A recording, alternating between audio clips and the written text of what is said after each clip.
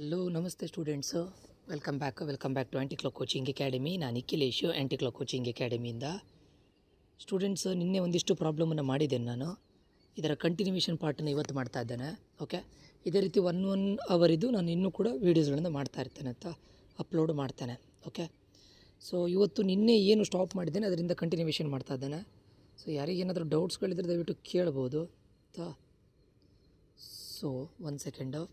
ಈಗ ಕ್ವಶನ್ ನೋಡಿ students, the value of question ಏನು ಕೇಳಿದ್ದಾರೆ ನೋಡಿಕೊಂಡು ಅದಾದ ನಂತರ ನೀವು ಇದನ್ನು ಮಾಡಿದರೆ ಒಳ್ಳೆಯದು ಅಲ್ವಾ. ಇಲ್ಲಿ ನೋಡಿ, ವ್ಯಾಲ್ಯೂ ಆಫ್ ಸೈನ್, ನಾನಿಲ್ಲಿ sine inside the bracket cot inverse 1 second students.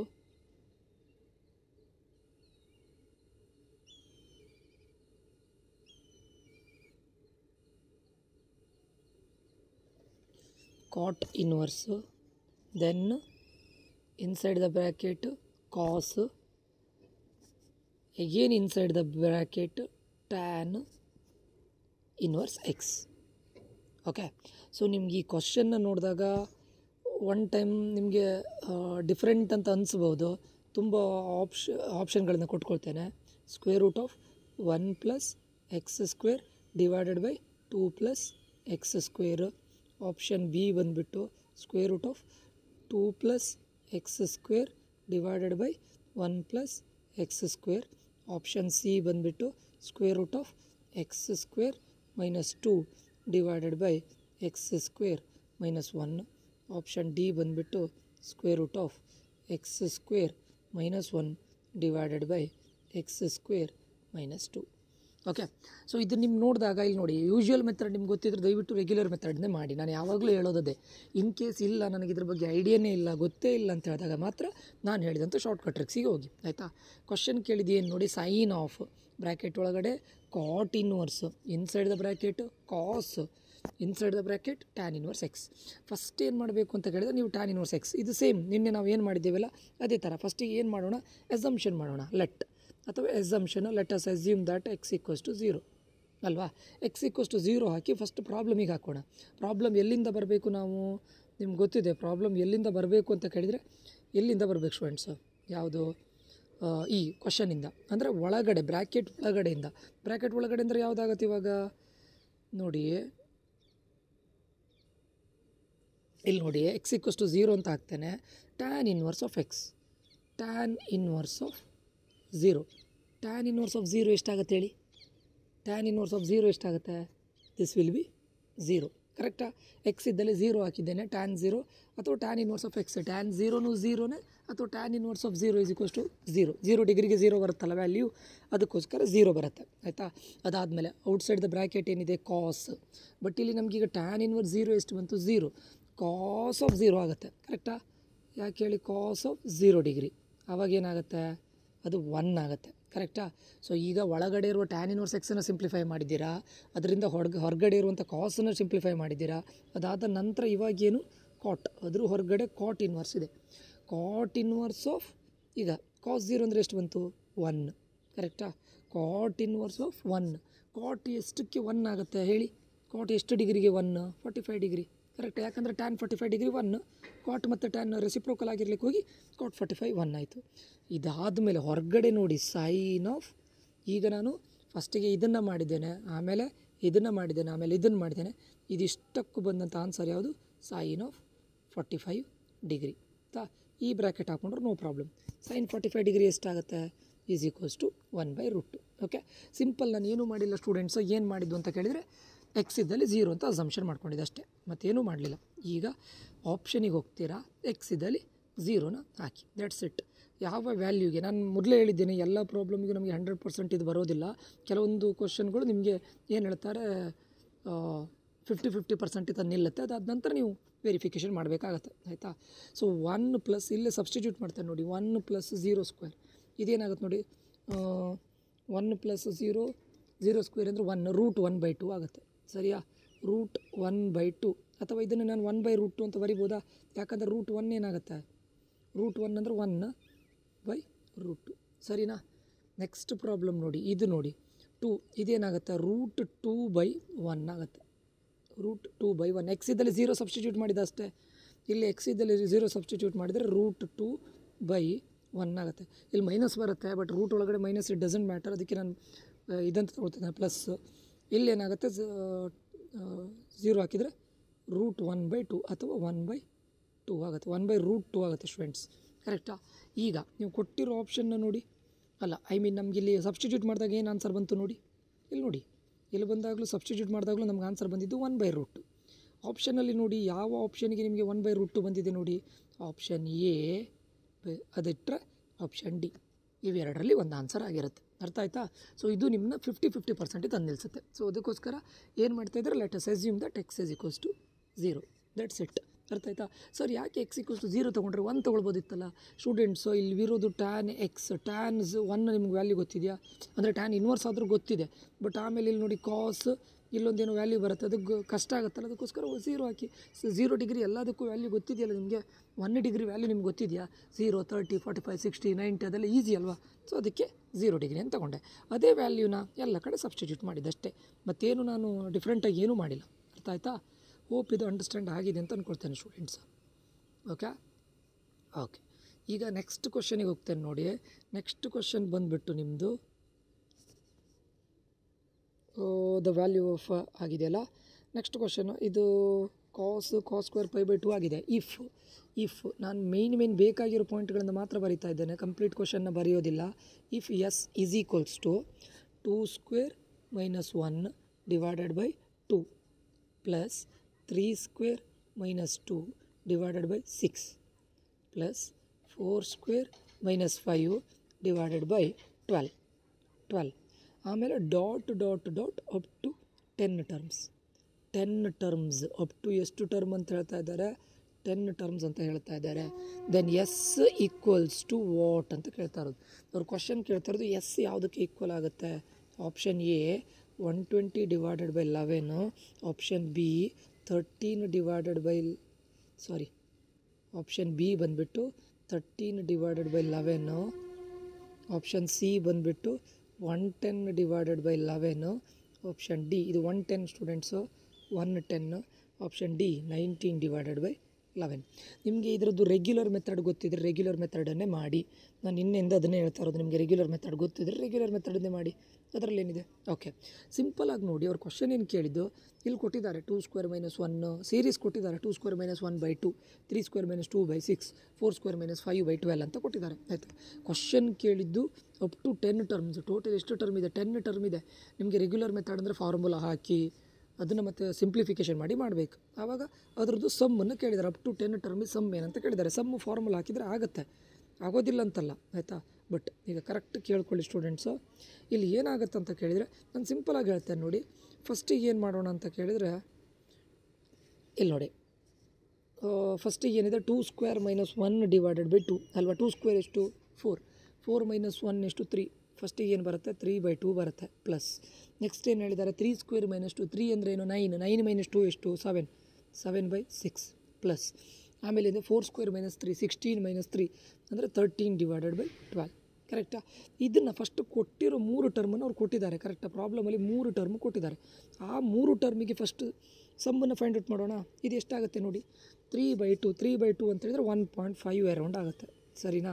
7/6 around 7/6 ಕೂಡ ನಿಮಗೆ 1.5 ಅಂತ ಅಂದ್ಕೊಳ್ಳೋಣ, ನಾಟ್ ಎಕ್ಸಾಕ್ಟ್ಲಿ.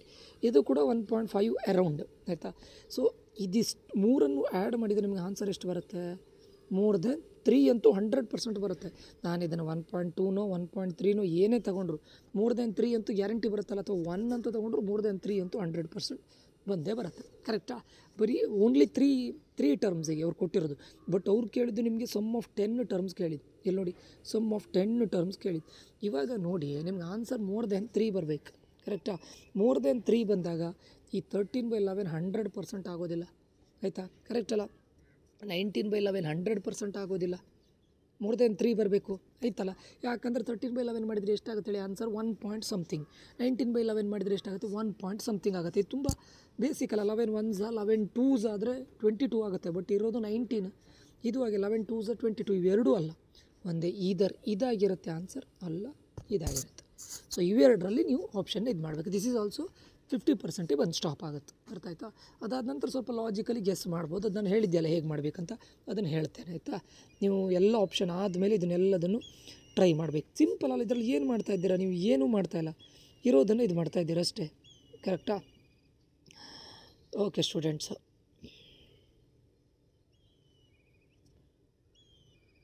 ನೆಕ್ಸ್ಟ್ ಕ್ವಶನಿಗೆ ಹೋಗ್ತೇನೆ. 1 second.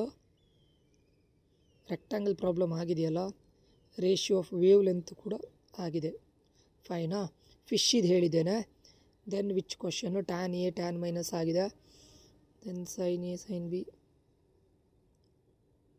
Okay, next question students.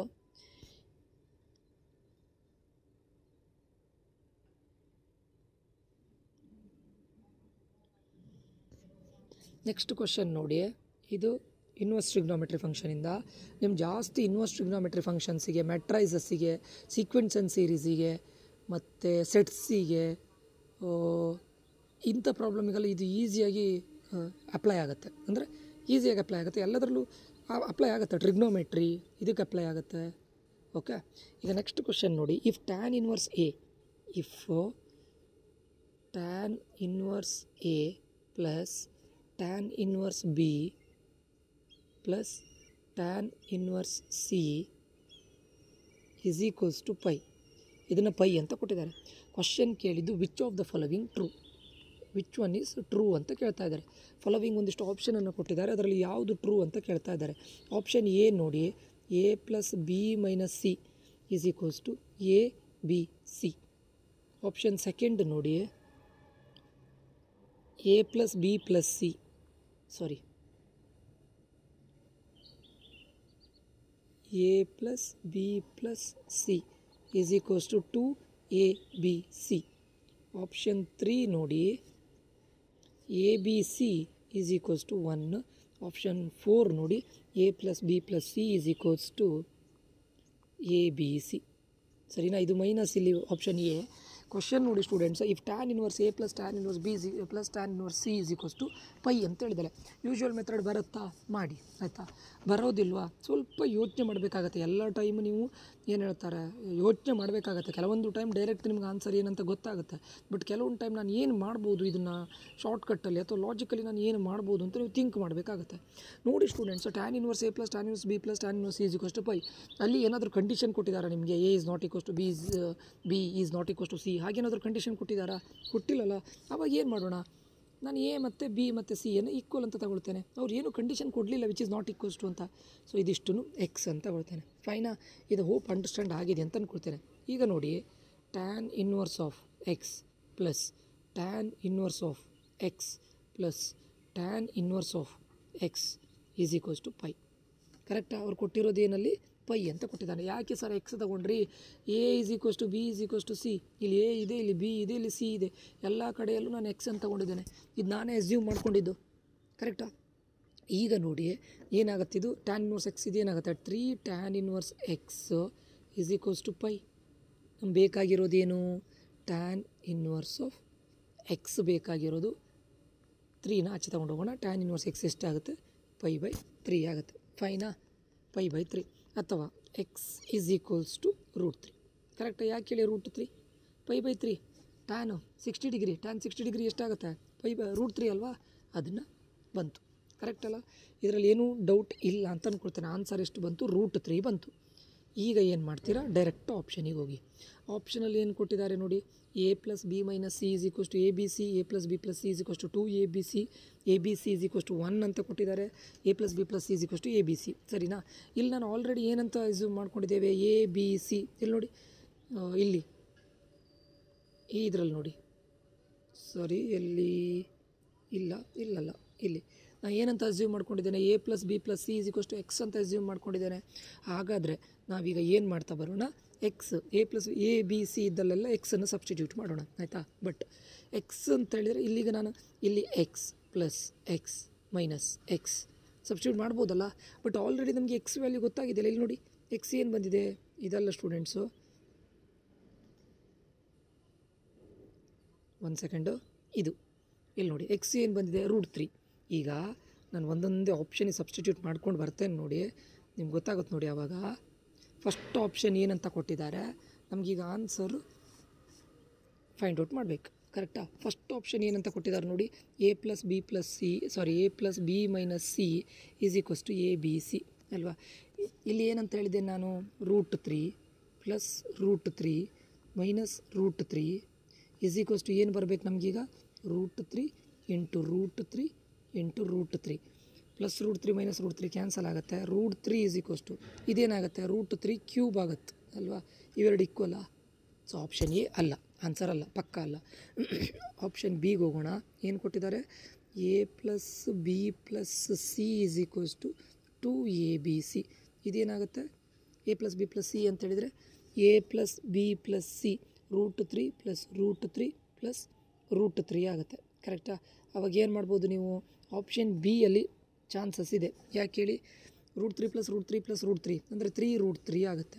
= √3 × √3 × √3 ಅಂದರೆ ಏನಾಗುತ್ತೆ, ಇದು √3³ ಆಗುತ್ತೆ.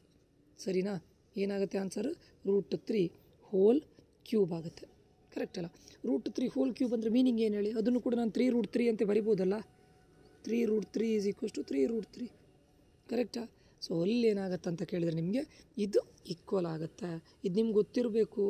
√3 + √3 + √3 ಅಂತ ಹೇಳಿದರೆ 3√3. ವ್ಯಾರಾಸ್ √3³ ಅಂತ ಹೇಳಿದ್ರೆ ಅದನ್ನು 3√3 ಫಾರ್ಮಲ್ಲಿ ಬರಿಬೋದಲ್ಲ ನಾನು. ಯಾಕೆ ಹೇಳಿ, ಇದನ್ನು ಮೀನಿಂಗ್ ಏನು ಹೇಳಿ, √3 × ಅಂದರೆ 3√3 ಅಂದರೆ ಮೀನಿಂಗ್ √3 × √3 ಅಂದರೆ ಇದನ್ನು ನಾನು ಕ್ಯೂಬ್ ಬಂದಾಗ ಅದನ್ನು 3√3 ಫಾರ್ಮಲ್ಲಿ ಬರಿಬೋದು ನಾನು. ಕರೆಕ್ಟಾ? So that is your answer. That's it. ಅರ್ಥ ಆಯ್ತಾ? ಉಳಿದಿರೋ 2 ಕ್ವಶನಿಗೆ ಅದು ಆನ್ಸರ್ ಆಗೋದಿಲ್ಲ. ಓಕೆ, ಹೋಪ್ ಇದು ಅಂಡರ್ಸ್ಟ್ಯಾಂಡ್ ಆಗಿದೆ ಅಂತ ಅಂದ್ಕೊಳ್ತೇನೆ. ನೆಕ್ಸ್ಟ್ ಕ್ವಶನ್ನು, ಸೇಮ್ ಸ್ಟೂಡೆಂಟ್ಸ್ ಹಿಂದ್ಗಡೆ ಎಲ್ಲ ಏನು ಮಾಡಿದ್ದೀರಾ ಅದೇ ಥರ ಕ್ವಶನ್. ನೆಕ್ಸ್ಟ್ ಕ್ವಶನ್ನು ಬಂದುಬಿಟ್ಟು ಅದು ಇನ್ವರ್ಸ್ ಟ್ರಿಗ್ನೋಮೆಟ್ರಿಯಿಂದಾನೆ. ಫಾರ್ ಎಕ್ಸಾಂಪಲ್ ನಿಮ್ಗೆ ಈಗ ಒಂದು ಕ್ವಶನ್ ಕೊಟ್ಟಿದ್ದಾರೆ, ನನಗೆ ಇದನ್ನು ಮಾಡಿ ತೋರಿಸ್ತೇನೆ ನೋಡಿ. ನೆಕ್ಸ್ಟ್ ಕ್ವಶನ್ ಬಂದುಬಿಟ್ಟು ನಿಮಗೆ ದ ವ್ಯಾಲ್ಯೂ ಆಫ್, ಕ್ವಶನ್ ಕೇಳಿದ್ದು ವ್ಯಾಲ್ಯೂ ಆಫ್ ಯಾವುದ್ರದ್ದು, 2 tan inverse 1/2 + tan inverse 1/7. ಆಯಿತಾ? Option A tan inverse 17/31. Option B tan inverse 19/31. Option C tan inverse 31/17. Option D tan inverse 31/19. Okay, so ನೀವು ಜಾಸ್ತಿ ತಲೆ ಕೆಡ್ಸ್ಕೊಳ್ಳಿಕ್ಕೆ ಹೋಗಬೇಡಿ. ಈ ಟೈಪ್ ಬಂತ ನಾನು ಹೇಳಿದೆ ನೋಡಿ ನಿಮಗೆ, ಮೊದಲು ಹೇಳಿರೋ ಪ್ರಾಬ್ಲಮನ್ನು ಇದು ಮಾಡಿ.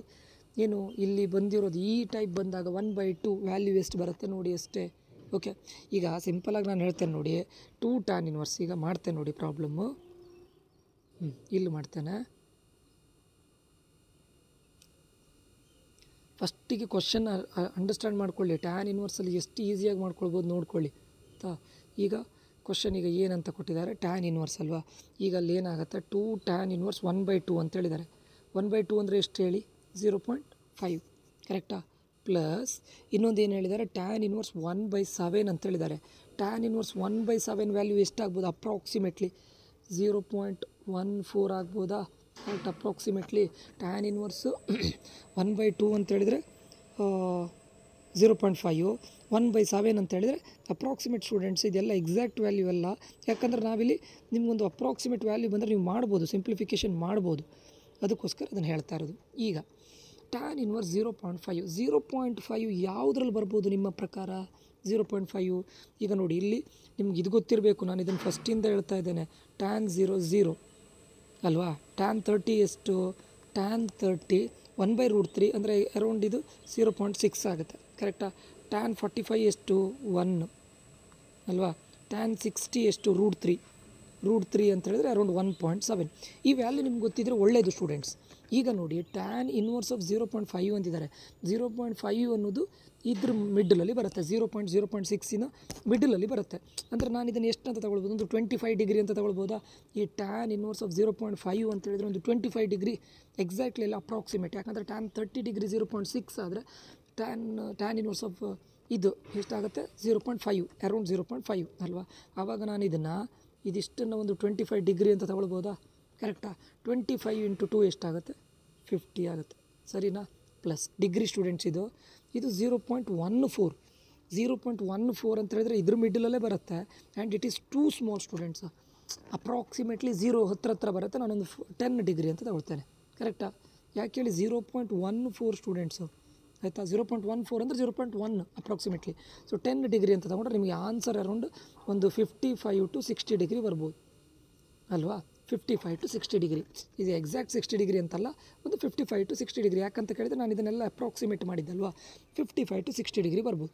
ಇವಾಗ ಏನು ಮಾಡ್ತೀರಾ? ಪ್ರಾಬ್ಲಮಿಗೆ ಹೋಗ್ತೀರಾ. ಟ್ಯಾನ್ ಇನ್ವರ್ಸ್ ಆಫ್ 17/31 ಅಲ್ವಾ? ಈಗ ಕೊಟ್ಟಿರೋ ಆಪ್ಷನಿಗೆ ಹೋಗ್ತೀರಾ. ಆಪ್ಷನಿಗೆ ಹೋದಾಗ ನೀವು ನೋಡಿ, ಆಪ್ಷನ್ ಎ 17/31 ಅಂದರೆ ಆನ್ಸರ್ ಟ್ಯಾನ್ ಇನ್ವರ್ಸ್ ಆಫ್ 17/31 ಅಂತ ಹೇಳಿದರೆ ನಿಮಗೆ ಏನು ಹೇಳ್ತಾರೆ, ಲೆಸ್ ದ್ಯಾನ್ 0 ಬರುತ್ತೆ. ಇದು ಆಲ್ರೆಡಿ 55 to 60 ಡಿಗ್ರಿ ಇದೆ ಅಲ್ವಾ? ನಿಮ್ಗೆ ಆನ್ಸರ್ ಎಷ್ಟು ಬರ್ಬೋದು? ಅರೌಂಡ್ ಒಂದು 0 ಅಂದರೆ 17/31. ಈಗ ನೀವು ಆಪ್ಷನ್ನ ನೋಡ್ತೀರಾ, ಇಲ್ಲಿ ನೋಡಿ, ಟ್ಯಾನ್ ಇನ್ವರ್ಸ್ ಆಫ್ 17/31 ಮಾಡ್ತೀರಾ. 17/31 ನ್ಯೂಮರೇಟರ್ಲಿ ಸ್ಮಾಲರ್ ನಂಬರ್ ಇದೆ, ಡಿನಾಮಿನೇಟರ್ಲಿ ಗ್ರೇಟರ್ ನಂಬರ್ ಇದೆ. ಸೊ ಇದ್ರ ಆನ್ಸರ್ 0. ಫಾರ್ ಎಕ್ಸಾಂಪಲ್ 0.8 ಬಂತು ಅಂತ ಅಂದ್ಕೊಳ್ಳೋಣ, ಅಥವಾ 0.5 ಬಂತು ಅಂತ ಅಂದ್ಕೊಳ್ಳೋಣ. ಎಕ್ಸಾಂಪಲ್ ನಾನು ಹೇಳ್ತಾ ಇರೋದು ಅರೌಂಡ್ 0.5. ಬಟ್ ನೀವು ಆಪ್ಷನಿಗೆ ಹೋದಾಗ ಎಲ್ಲಿದೆ ನಂದು? ಇಲ್ಲಿ ನೋಡಿ, ಇಲ್ಲಿ ನನಗೆ ಆನ್ಸರ್ 55 to 60 ಡಿಗ್ರಿ ಬರಬೇಕು. 55 to 60 ಡಿಗ್ರಿ ಅಂದರೆ ನಿಮಗೆ ಆನ್ಸರ್ ಮೋರ್ ದೆನ್ 1 ಬರಬೇಕು. ಯಾಕೆ ಹೇಳಿ? ಟ್ಯಾನ್ 45 1 ಇದೆ, ಇನ್ನು 55 to 60 ಡಿಗ್ರಿ ಅಂದರೆ ಮೋರ್ ದೆನ್ 1 ಬರಬೇಕು, ಕರೆಕ್ಟಾ? ಈಗ ನೀವು ಆಪ್ಷನಿಗೆ ಹೋದಾಗ ಯಾವುದ್ಯಾವುದದ್ದು ನ್ಯೂಮರೇಟರ್ ಸ್ಮಾಲರ್ ನಂಬರ್ ಇದೆ ನೋಡಿ, ಅದೆಲ್ಲ ಎಲಿಮಿನೇಟ್ ಆಗುತ್ತೆ. ಯಾವುದು? ಈಗ ಫಾರ್ ಎಕ್ಸಾಂಪಲ್ ಇದು ಹೋಯ್ತು, ಇದು ಎಲಿಮಿನೇಟ್ ಆಯಿತು ಸ್ಟೂಡೆಂಟ್ಸ್, ಆಯಿತಾ? ಇನ್ನೊಂದು ಯಾವುದು? 19/31 ಎಲಿಮಿನೇಟ್ ಆಯಿತು.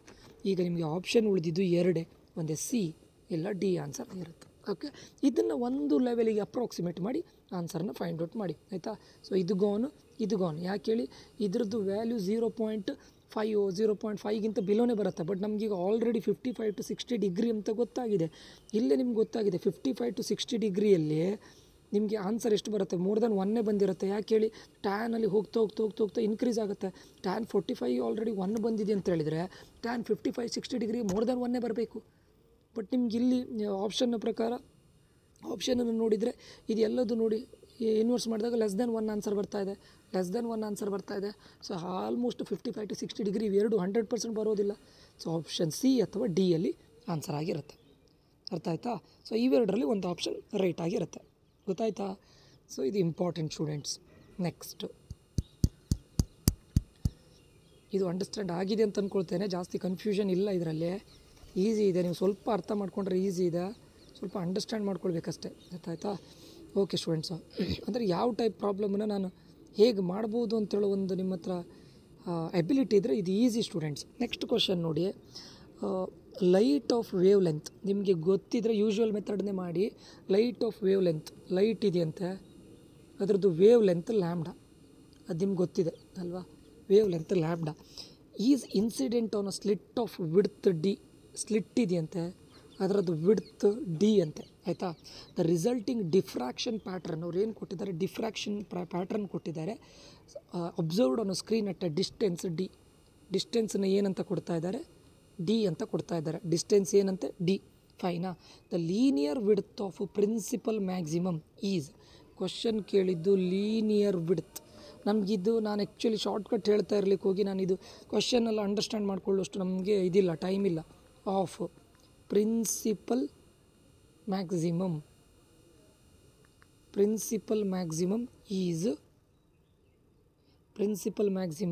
Is then equal to the width of slit, equal to width of the slit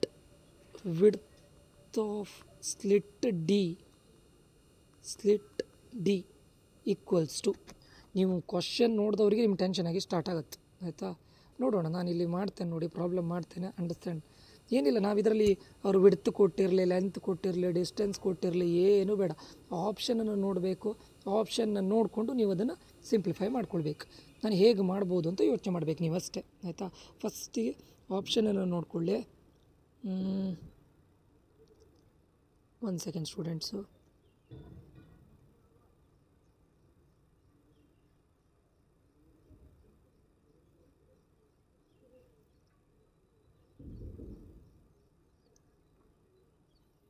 give me 1 minute students.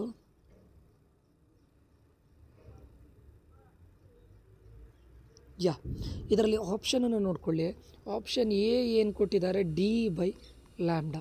Option B ಏನು ಕೊಟ್ಟಿದ್ದಾರೆ, D square by 2 lambda. Option C ಏನು ಕೊಟ್ಟಿದ್ದಾರೆ, 2 lambda by D. Option D ಏನು ಕೊಟ್ಟಿದ್ದಾರೆ, 2 lambda square by D. ನಿಮ್ಮ question ತುಂಬ lengthy ಇದೆ students. ಇಲ್ಲಿ ನೋಡಿ, ಲೈಟು ವೇವ್ ಲೆಂತ್ ಲ್ಯಾಂಬ್ಡಾ ಅಂತೆ, ವಿಡ್ತ್ ಡಿ ಅಂತೆ, ಡಿಸ್ಟೆನ್ಸ್ ಡಿ ಅಂತೆ, capital letter D. Linear width of principal maximum is then equal to width of slit D. Slit ಡಿನ width ಎಲ್ಲ ಕೇಳಿದ್ದಾರೆ. ನಾನು ಯಾವ ಕ್ವಶನ್ಸನ್ನು ಕೂಡ ಯಾವ ಇದನ್ನು ಇದು ಮಾಡೋದಿಲ್ಲ, ಡಿಸ್ಕಸ್ ಮಾಡೋದಿಲ್ಲ. ಇದರಲ್ಲಿ ಸಿಂಪಲಾಗಿ ನಿಮ್ಗೆ ಹೇಳ್ತೇನೆ ನೋಡಿ. ಇಲ್ಲಿ ಡೈಮೆನ್ಷನನ್ನು ನೋಡಿ, ಆಯಿತಾ. ಡೈಮೆನ್ಷನನ್ನು ನೋಡಿದಾಗ ನಿಮಗೆ ಏನು ಹೇಳ್ತಾರೆ, ಈಗ ಅಂದರೆ ಇದು ಎಕ್ಸಾಕ್ಟ್ ನಿಮಗೆ 100% ಆನ್ಸರ್ನ ಕೊಡೋದಿಲ್ಲ, ಬಟ್ ಒಂದು ಲೆವೆಲಿಗೆ ಆಪ್ಷನನ್ನು ಕೊಡುತ್ತೆ, ಆನ್ಸರ್ನ ಕೊಡುತ್ತೆ ನಿಮಗೆ. ಇವೆರಡರದ್ದು ಇದನ್ನು ನೋಡಿದರೆ ವೇವ್ ಲೆಂತ್ ಯಾವುದರಲ್ಲಿ ಮೆಷರ್ ಮಾಡ್ತಾರೆ, ಇದು ಒಂಥರ ಡಿಸ್ಟೆನ್ಸ್ ಅಲ್ವಾ. ವೇವ್ ಲೆಂತ್ ಅಂತ ಹೇಳಿದ್ರೆ ಡಿಸ್ಟೆನ್ಸ್, ಅದರದ್ದು ಎಸ್ ಐ ಯೂನಿಟ್ ನೋಡಿ. ಡಿಸ್ಟೆನ್ಸ್ ಡಿದು S I unit, wavelength ಇದು ಎಸ್ ಐ ಯೂನಿಟ್ ಸೇಮ್ ಇರುತ್ತಲ್ವಾ. ಸೊ ಇವಾಗ ಇವೆರಡು ಎಸ್ ಐ ಯೂನಿಟನ್ನು ನಾನು ಕ್ಯಾನ್ಸಲ್ ಮಾಡಿದೆ ಅಂತ ಅಂದ್ಕೊಳ್ಳಿ. ಯಾಕಂದರೆ ಎರಡೂ ನೀವು ಡಿಸ್ಟೆನ್ಸನ್ನೇ ಮೆಷರ್ ಮಾಡ್ತಾ ಇರೋದು. ಇಲ್ಲೂ ಡಿಸ್ಟೆನ್ಸ್, ಇದು ವೇವ್ ಲೆಂತ್. ಆವಾಗ ಇದ್ರದ್ದು ಕ್ಯಾನ್ಸಲ್ ಆಗೋದಿಲ್ವಾ, ಆವಾಗ ಡೈಮೆನ್ಷನ್ ಲೆಸ್ ಆಗುತ್ತೆ ಇದು. ಇಲ್ಲೂ ಅಷ್ಟೇ, ಇಲ್ಲಿ ನೋಡಿ ಲ್ಯಾಂಬ್ಡಾ ಕ್ಯಾನ್ಸಲ್, ಲ್ಯಾಂಬ್ಡಾ ಮತ್ತು ಡಿ ಕ್ಯಾನ್ಸಲ್ ಆಗುತ್ತೆ. ಯಾಕಂದರೆ ಇದು ಲೆಂತನ್ನು ಮೆಷರ್ ಮಾಡೋದು, ಇದು ಲೆಂತನ್ನೇ ಮೆಷರ್ ಮಾಡೋದು, ಡಿಸ್ಟೆನ್ಸು. ಸೊ ಆವಾಗ ಎರಡರದ್ದು ಇದನ್ನು ಯೂನಿಟನ್ನು ಕ್ಯಾನ್ಸಲ್ ಮಾಡಿದರೆ ದಿಸ್ ಈಸ್ ಡೈಮೆನ್ಷನಲ್ ಲೆಸ್ ಆಗುತ್ತೆ. ಡೈಮೆನ್ಷನಲ್ ಲೆಸ್ ಕ್ವಾಂಟಿಟಿ ಇರೋಕ್ಕೆ ಚಾನ್ಸ್ ಇದೆಯಾ? ಇದರಲ್ಲೂ ಹಾಗೆ ಎರಡರನ್ನು ಕ್ಯಾನ್ಸಲ್ ಮಾಡಿದರೆ ಡೈಮೆನ್ಷನಲ್ ಲೆಸ್ ಆಗುತ್ತೆ. ಸೊ ಇವೆರಡು ಆಪ್ಷನ್ ಅಲ್ಲ. ಹಾಗಾದರೆ ಸರ್ ಇದರಲ್ಲಿ ಡೈಮೆನ್ಷನಲ್ ಲೆಸ್ ಆಗೋದಿಲ್ವಾ? ಆಗೋದಿಲ್ಲ. ಯಾಕಂದರೆ ಇಲ್ಲಿ ಡಿ ಸ್ಕ್ವೇರ್ ಇದೆ. ಒಂದು ಯೂನಿಟನ್ನು ಇದ್ರದ್ದು ಎಸ್ ಐ ಯೂನಿಟ್ ಜೊತೆ ಕ್ಯಾನ್ಸಲ್ ಮಾಡಿದರೆ ಇಲ್ಲಿ ಡಿ ಇನ್ನೊಂದು ಉಳಿದಿರುತ್ತಲ್ಲ, ಅದ್ರದ್ದಾದ್ರೂ ಯೂನಿಟ್ ಉಳಿತಲ್ಲ. ಇಲ್ಲೂ ಹಾಗೆ ಲ್ಯಾಂಬ್ಡಾ ಮತ್ತು ಒಂದು ಡೈಮೆನ್ಷನ್ನ ಕ್ಯಾನ್ಸಲ್ ಮಾಡಿದರೆ ಲ್ಯಾಂಬ್ಡಾ ಆದರೂ ಉಳಿತದಲ್ವ.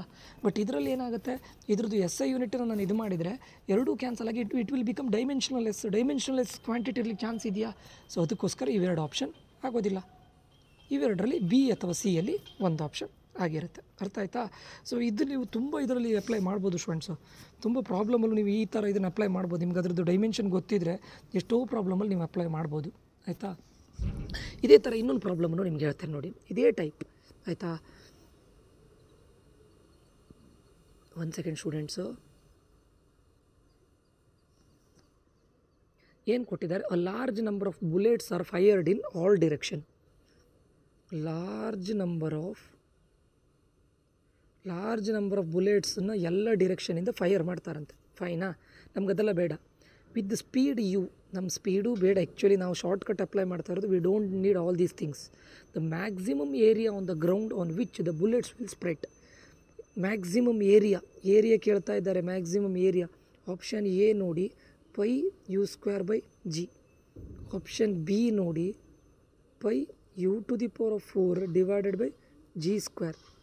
ಆಪ್ಷನ್ ಸಿ ನೋಡಿ, pi square u to the power of 4 divided by g square. Option D ನೋಡಿ, pi square u square divided by g square. ನೀವು ಹಿಂದಿದ್ದು ಪ್ರಾಬ್ಲಮನ್ನು, ಪ್ರೀವಿಯಸ್ ಪ್ರಾಬ್ಲಮನ್ನು ಅಂಡರ್ಸ್ಟ್ಯಾಂಡ್ ಮಾಡಿಕೊಂಡ್ರೆ ಈ ಕ್ವಶನ್ನ ನೀವು ಆರಾಮ್ಸೆ ಮಾಡ್ತೀರಾ. ಆಯಿತಾ?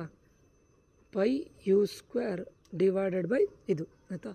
ಈಗ ನೋಡಿ, ನಿಮ್ಗೆ ಇದರಲ್ಲಿ ಇನ್ ಕೇಸ್ ಯೂನಿಟ್ ಗೊತ್ತಿದ್ದರೆ, ಎಸ್ ಐ ಯೂನಿಟ್ ಗೊತ್ತಿದ್ದರೆ ಇದರಷ್ಟು ಈಸಿ ಮತ್ತೊಂದಿಲ್ಲ. ಅರ್ಥ ಆಯ್ತಾ? ಪೈ ಬಿಟ್ಟಾಕಿ, ಪೈ ಬಗ್ಗೆ ಟೆನ್ಷನ್ ತೊಗೊಳ್ಳಿಕ್ಕೆ ಹೋಗಬೇಡಿ. ಓಕೆ, ಪೈ ಇದು ಮಾಡಬೇಡಿ. ನಾನು ಆಪ್ಷನ್ನ ನಿಮ್ಗೆ ಹೇಳ್ತೇನೆ ನೋಡಿ. ಫಸ್ಟ್ ಆಪ್ಷನ್ ಏನು ಹೇಳ್ತಾ ಇದೆ, ಪೈ ಸ್ಕ್ವೇರ್. ಫಸ್ಟ್ ಆಪ್ಷನ್ ನೋಡಿ, pi u square by g ಅಂದರೆ ಆಕ್ಸಲರೇಷನ್ ಡ್ಯೂ ಟು ಗ್ರಾವಿಟಿ ಅಂತ ತಗೊಂಡ್ರೆ, ಇದ್ರದ್ದು ಎಸ್ ಐ ಯೂನಿಟ್ ಗೊತ್ತಿದ್ದರೆ ನೀವು ಇದನ್ನು ಆರಾಮ್ಸೆ ಮಾಡ್ಬೋದು ಸ್ಟೂಡೆಂಟ್ಸ್. ಇದೇನಾಗುತ್ತೆ, ಪೈ ಬಿಟ್ಟಾಕಿ ಯು ಸ್ಕ್ವೇರ್ ಇದು ಎಸ್ ಐ ಯೂನಿಟ್ ಏನು ಹೇಳಿ, ಮೀಟರ್ ಪರ್ ಸೆಕೆಂಡ್ ಸ್ಕ್ವೇರ್. ಸರಿನಾ? ನಾನು ಇದನ್ನು ಏನಂತ ಬರೀತಾರೆ, ಮೀಟರ್ ಬೈ ಸೆಕೆಂಡ್ ಸ್ಕ್ವೇರ್. ಸರಿನಾ? ಕರೆಕ್ಟ್ ಅಲ್ಲ? Whole divided by g acceleration metre square per second square ಅಂದರೆ ಬೈ ಸೆಕೆಂಡ್ ಸ್ಕ್ವೇರ್. ಈಗ ಜಿದು ಇದೇನಾಗುತ್ತೆ, ಏನು ಎಸ್ ಐ ಯೂನಿಟ್ ಏನಾಗುತ್ತೆ, metre divided by second square, ಇದರದ್ದು ಎಸ್ ಐ ಯೂನಿಟ್. ಸರಿನಾ? ಇದೀಗ ಏನಾಗುತ್ತೆ, ಮೀಟರ್ ಸ್ಕ್ವೇರ್ ಇಂಟು ಇದು ಮೇಲ್ಗಡೆ ಮಲ್ಟಿಪ್ಲೈ ಆಗುತ್ತೆ ಸೆಕೆಂಡ್ ಸ್ಕ್ವೇರ್ ಡಿವೈಡೆಡ್ ಬೈ ಇಲ್ಲೇನಿದೆ ಸೆಕೆಂಡ್ ಸ್ಕ್ವೇರ್ ಇಂಟು ಮೀಟರ್. ಇದನ್ನು ಕ್ಯಾನ್ಸಲ್ ಮಾಡಿ. ಇಲ್ಲಿ 1 ಮೀಟರ್ ಕ್ಯಾನ್ಸಲ್ ಆಗುತ್ತೆ. ಅಂದರೆ ನಿಮಗೆ ಇಲ್ಲಿ ಆನ್ಸರ್ ಏನು ಉಳಿತದೆ, ಎಮ್ ಉಳಿತದೆ. ಕರೆಕ್ಟಾ? ಫೈನಲ್ಲ? ಇದು ಅಂಡರ್ಸ್ಟ್ಯಾಂಡ್ ಆಗಿದೆ ಅಂತ ಅಂದ್ಕೊಳ್ತೇನೆ. ಈಗ ನೀವು ಸೆಕೆಂಡ್ ಆಪ್ಷನಿಗೆ ಹೋಗಿ. ಸೆಕೆಂಡ್ ಆಪ್ಷನಲ್ಲೂ ಜಿ ಸ್ಕ್ವೇರ್ ಅಂತಿದೆ. ಕರೆಕ್ಟಾ? ಸೆಕೆಂಡ್ ಆಪ್ಷನಲ್ಲೂ ಏನಂತ ಇದೆ ನಿಮಗೆ, ಜಿ ಸ್ಕ್ವೇರ್ ಅಂತಿದೆ.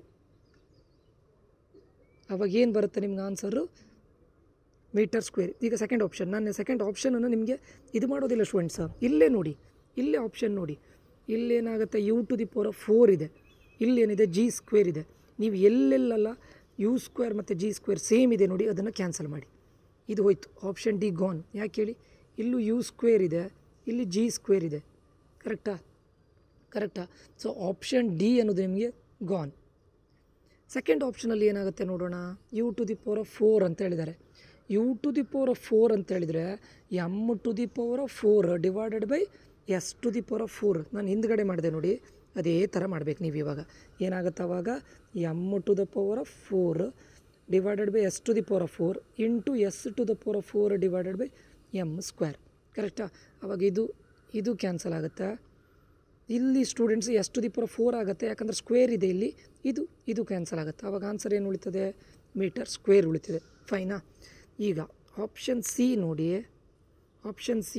ಇಲ್ಲಿ ಇದು u⁴ ಸ್ಟೂಡೆಂಟ್ಸು. ಇಲ್ಲಿ ನಿಮಗೆ ಇಲ್ಲಿ ಕೊಟ್ಟಿದ್ದು π square u⁴ option C π square. 1 second students.